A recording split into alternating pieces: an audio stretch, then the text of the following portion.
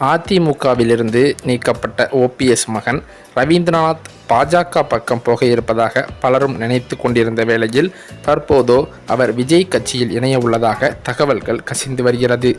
அதிமுகவை ஒருங்கிணைக்கும் முயற்சியில் ஓபிஎஸ் ஒரு பக்கம் தர்மயுத்தம் நடத்தி கொண்டிருக்கும் போது அவரது மகன் தேனி தொகுதியில் முன்னாள் மக்களவை உறுப்பினருமான ஓபி ரவீந்திரநாத் விரைவில் விஜயின் தமிழக வெற்றிக் கழகத்தில் இணைய இருப்பதாக ஒரு சில தகவல்கள் கசிந்து வருகிறதாம். அதிமுக எடப்பாடி பழனிசாமியின் முழு கட்டுப்பாட்டில் சென்றுவிட்டது. ஒரு பக்கம் டிடிவி தினகரன் கட்சியை எடப்பாடியிடம் இருந்து மீட்கவில்லை என்றால் அதிமுக காணாமலேயே போய்விடும் என்றுதான் தற்போது தொடர்ந்து பேசி வருகிறார்கள். கடந்த 2024 மக்களவைத் தேர்தலில் இரட்டை இலை சின்னத்திலேதான் போட்டியிடுவேன் என சவால் விடுத்து கொண்டிருந்த ஓபிஎஸ்ஓ கடைசி நேரத்தில் பாஜக கூட்டணியில் ராமநாதபுரம் தொகுதியில் சுயேட்சையாக பலாப்பழம் சின்னத்தில் நின்று தோல்வியை தழுவினார்.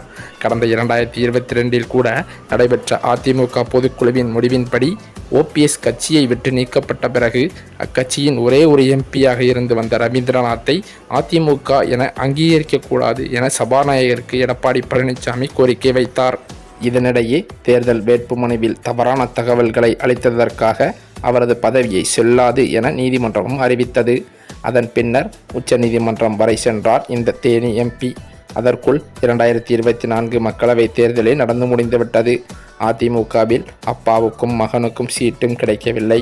இப்போது ஓபிஎஸ் வழக்கு மேல் வழக்கு என போட்டு அதிமுகவில் உரிமை கோரி வரும் நிலையில் அவரது மகன் ரவீந்திரநாத் புதியதாக விஜய் தொடங்கியிருக்கும் கட்சிக்கு செல்ல இருப்பதாக தகவல் கசியத் தொடங்கிவிட்டன. கடந்த பிப்ரவரி மாதம் விஜய் கட்சியின் பெயரை அதிகாரப்பூர்வமாக அறிவித்த பிறகு ராமநாதபுரத்தின் பத்திரிகையாளர்களை சந்தித்த ரவீந்திரநாத் புதியதாக அரசியல் பிரவேசம் செய்துள்ள விஜய்க்கு வாழ்த்துக்களை தெரிவித்திருந்தார். கூடவே அவருடன் இணைந்து செயல்பட தயாராக இருக்கிறோம் என்றும் கூறியிருந்தார். ஆனால் விஜய் அவரது கட்சியின் பெயரை கடந்த பிப்ரவரி 2ஆம் தேதி அறிவித்த போது ரவீந்திரநாத் அவரது எக்ஸ் பக்கத்தில் எந்த வாழ்த்து செய்தியும் பகிரவில்லை.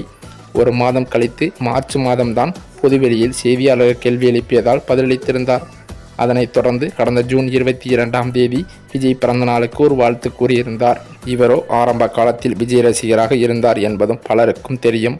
ஆனால் அரசியல் ரீதியாக அவர் அதிமுகவில் தான் செயல்பட்டு வந்தார்.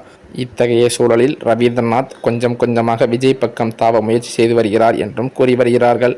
அவரது ஆதரவாளர்கள் சிலர் விஜய் மாநாட்டில் ரவீந்திரநாத் தவேகவில் இணைவதற்காக திட்டங்கள் வகுக்கப்பட்டு வருவதாகவும் கூறி வருகின்றனர்.